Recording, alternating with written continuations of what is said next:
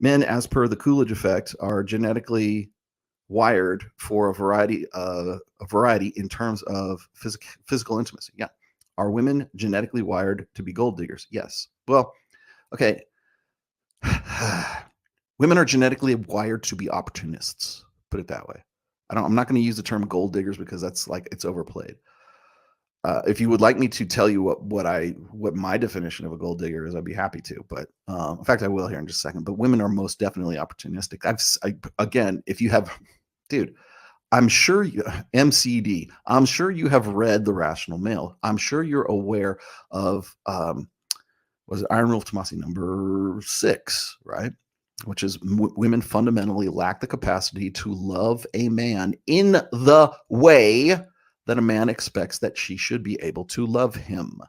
Again, it goes back to the idea that it like men love idealistically, women love opportunistically. I'm the one who said that back in really 2007, but it's been in the book since 2013. Anytime you hear somebody using those terms or like coming up with that concept or thinking that they're on something really super profound, just know that that's Iron Rule of Tomassi number 6 in the book and has been around for going on 20 plus years. Okay. Men love idealistically. And we need to focus on that first because men believe that love matters for the sake of love. They want to say, well, if the right girl will love me no matter what. And I don't mean unconditionally. Most men realize that they got to be on top of their game. That's why just be yourself has never really sat well with most guys, unless they're like really pathetic betas. Okay. So men tend to love idealistically. We want to believe that love matters for the sake of love. She's going to love me, right? Well, and we'll think that, especially guys who are more sort of fixated on transaction, and that's what we're going to talk about today is transactional love versus validational love, or transactional sex versus validational sex. But if your only frame of reference for sexuality or your only frame of reference for intimacy and love is exchange, then a gold digger is just a more open and obvious woman who is opportunistic. All women are opportunists. Women love opportunistically. Women will not allow themselves to make an emotional investment in a man unless certain criteria are made. We were just talking about this. Like in some cases, that criteria might be the guy has to make 68% more money than she does. Is that true of all women? No, but it's in the realm. It's in the same ballpark. Well, Rollo thinks that I earn 68, 70% rounded off, 70% more than I do. That's so false. My man doesn't earn that. I'm like, yeah, which is why you're probably not going to be with that man for very much longer or whatever. Or there has to be some value added asset or characteristic or attribute that guy has that offsets that. So, for example, and I will die on this fucking hill, okay? Because I've been this guy. For hell, I'm the drummer in my band, Jake Cope, looking at you, is this guy right now. It doesn't matter how much money you have. It really doesn't. There are women that love Jake, and Jake is just like, living on a prayer, man. I like the song, man. He living on a prayer, like go paycheck to paycheck. I'm trying to help him out. I'm trying to put him into the right places. I'm trying to get him paid. I want to, at some point, once Reignite really sort of takes off, I will probably make Jake my PA. But that time is not now. He's a very talented drummer. I need to keep him around. I'm happy to help him out just because I know I need Jake, and I like him. He's a good dude, but he's not paid. But the dude gets pussy like you would not believe. And I know who he's been with. Let's just put it that way. And does not need a lot of money. In fact, I have been Jake, by the way. That's why maybe that's one of the reasons I like Jake so much. In my 20s, I had I lived in a 1-bedroom studio apartment with a mini fridge. My dining room table was a spool, as I said before, like one of those wood, like what they like road construction, like wraps the like cables around this big wooden spools. And so that was like my dining room table. Um, and then, a box spring and a mattress, no bed, no frame, just a box spring and a mattress. And I will tell you right now, at the poorest I've ever been, I had a 1979 Toyota pickup with no tailgate, which, by the way, was the car that I met my wife in, the woman who would be my wife.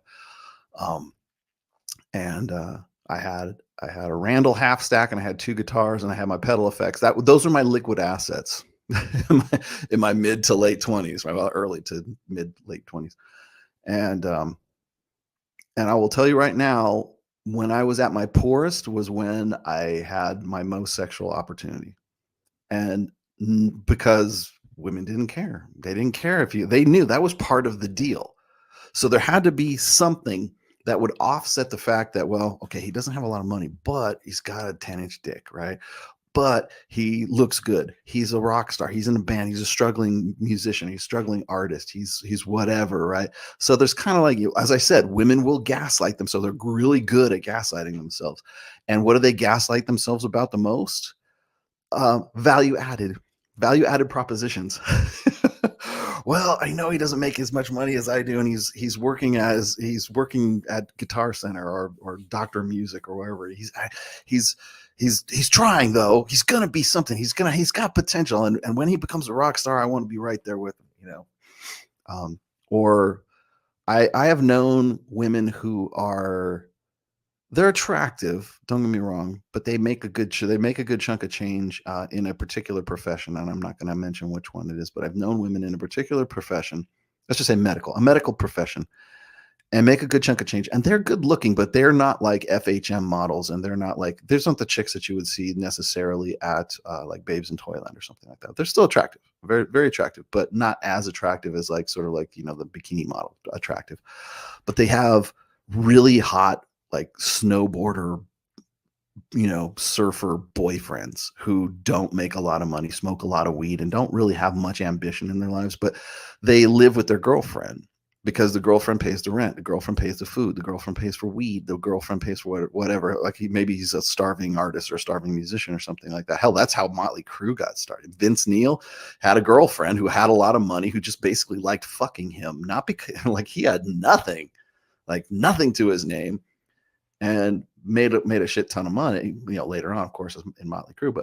But there was a lot. I knew tons of people back in the late 80s, early 90s in the Hollywood metal scene, like tons of guys who were doing exactly the same thing I was doing, except I was actually probably a little more paid than they were because I could afford at least a rent on a one bedroom studio apartment.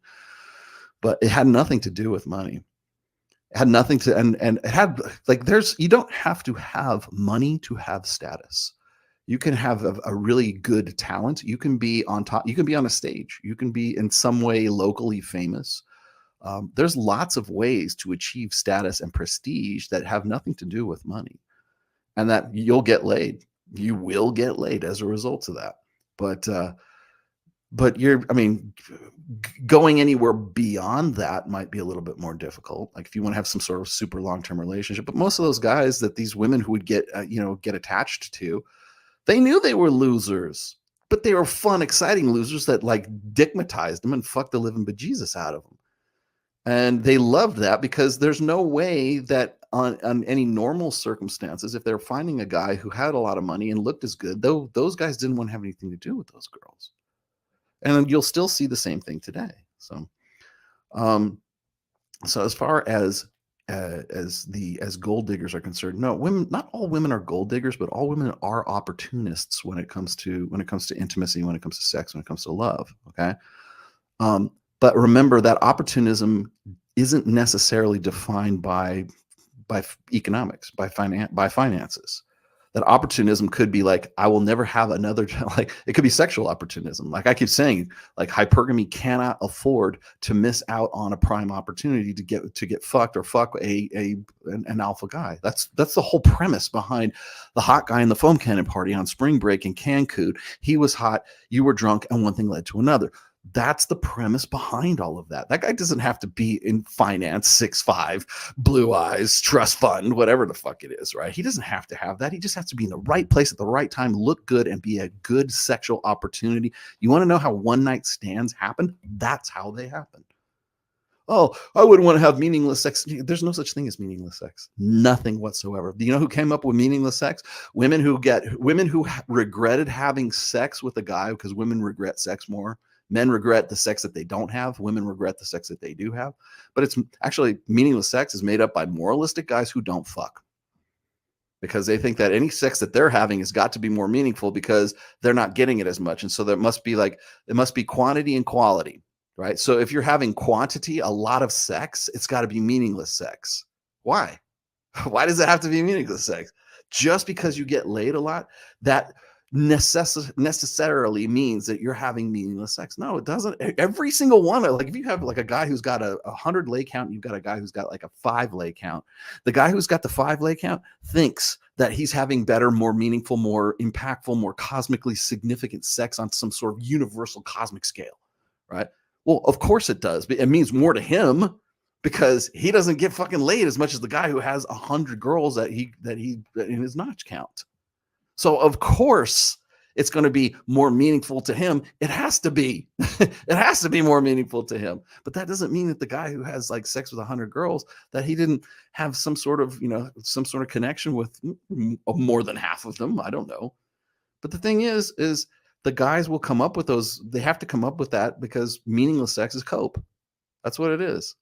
Like, I wouldn't want to be like those guys. They have meaningless sex. It's only meaningful to you because you get it so fucking rarely. It's going to be more meaningful. Of course it will be. If you were a guy that had, if you had 2 guys that are both getting they're both getting 100, they both have 100 lay count. The guy who's saying, "Oh, I wouldn't want to be like this guy because he's got 100, same notch count as I do. He's having meaningless sex." Like, no, you don't hear those arguments between guys like that because they don't care. It's like there's just as meaningful as the next guy. So, like the idea of meaningless sex is it's cope and it's bullshit. And I'll tell you, you want to know why it's bullshit? Because women love opportunistically and guys love idealistically. That's why it is more meaningful to those guys, because most men don't have the same sexual opportunities that the average woman does. Like especially in an age of the global sexual marketplace right now, women have way more sexual opportunity than men do. That's why they make so much money off of advertising their sexuality and their availability.